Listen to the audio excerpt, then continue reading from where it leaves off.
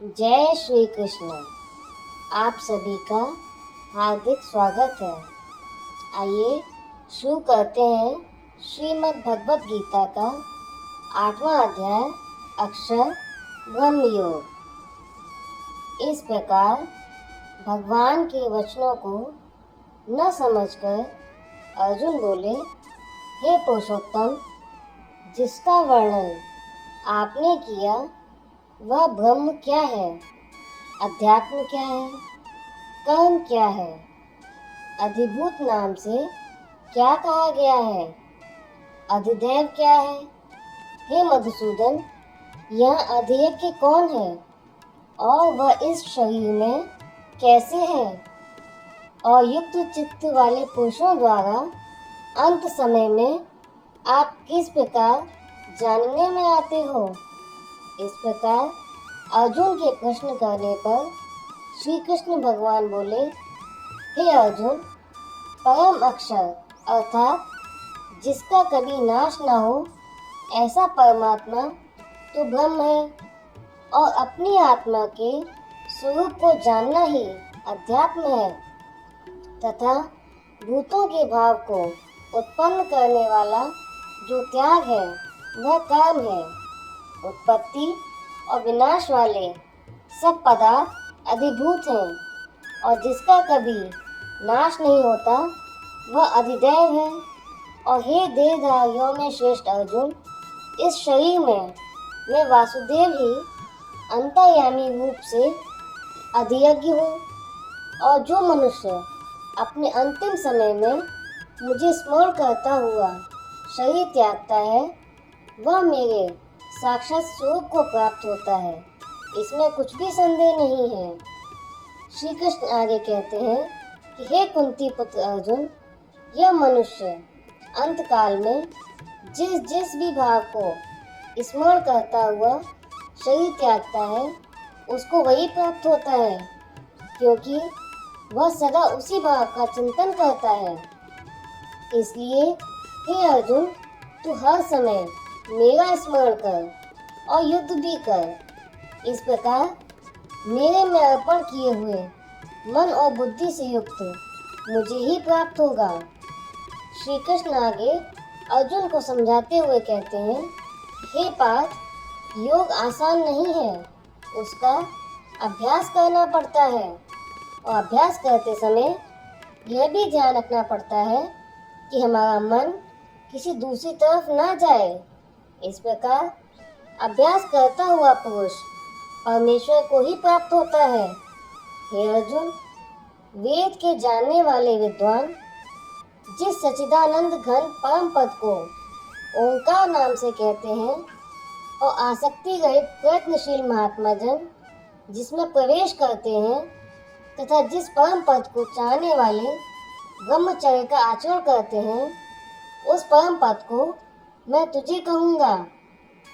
हे अर्जुन, सब इंद्रियों को विषयों से हटाकर तथा मन को हृदय में स्थिर करके और अपने प्राण को मस्तक के बीच में स्थापित करके योग धारणा में स्थित हुआ जो पुरुष ओम ऐसे इस एक अक्षर रूप ब्रह्म का उच्चारण करता हुआ शरीर को त्याग कर जाता है, वह पुरुष परम गति को प्राप्त होता है।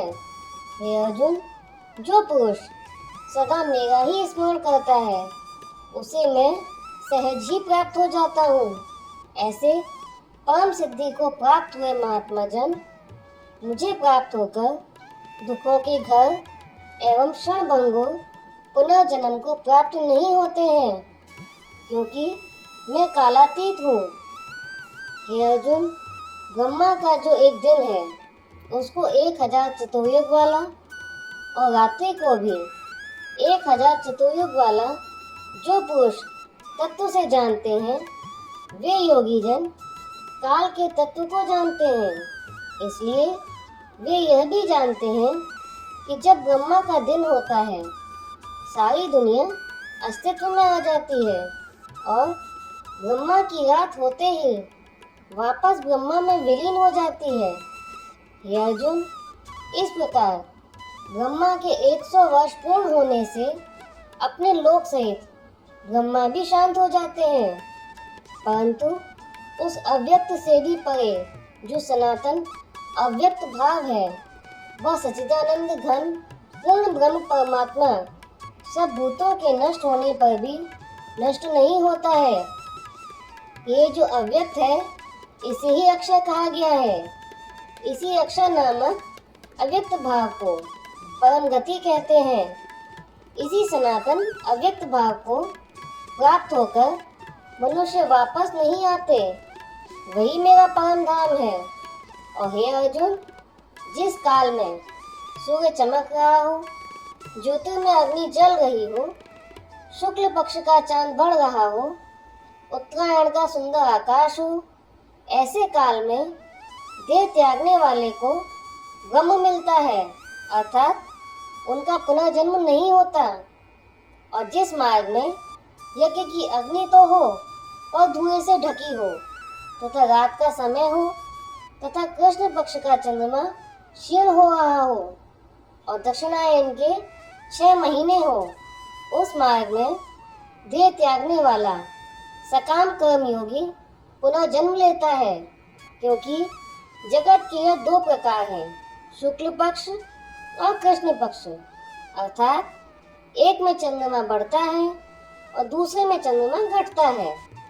इनमें से शुक्ल पक्ष में गया हुआ योगी परम गति को प्राप्त होता है, अर्थात वापस नहीं आता, और कृष्ण पक्ष में गया हुआ योगी जन्म मृत्यु को प्राप्त होता है, अर्थात उसका पुनर्जन्म होता है। इस कारण हे अर्जुन, तू सब काल में निरंतर मेरी प्राप्ति के लिए साधन करने वाला हो।